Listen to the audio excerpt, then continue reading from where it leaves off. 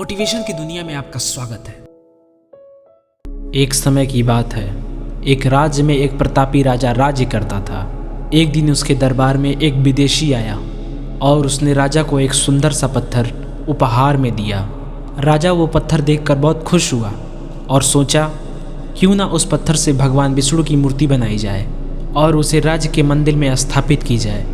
ऐसा निर्णय लेते हुए राजा ने उस मूर्ति का सारा काम मंत्री को सौंप दिया।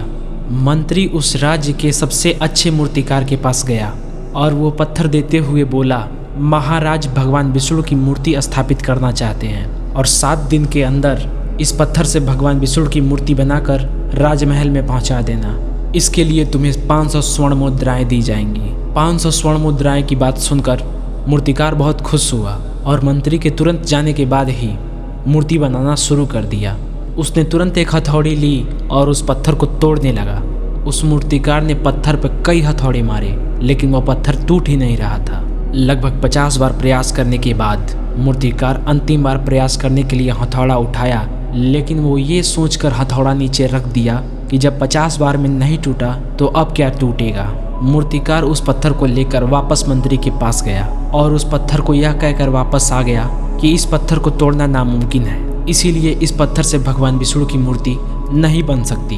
मंत्री को राजा का आदेश हर हाल में पूरा करना था, इसीलिए उसने भगवान विष्णु की मूर्ति बनाने का काम गांव के एक साधारण मूर्तिकार को दे दिया। पत्थर लेकर मूर्तिकार ने मंत्री के सामने ही उस पर हथौड़े का प्रहार किया और वह पत्थर पहली बार में ही टूट गया।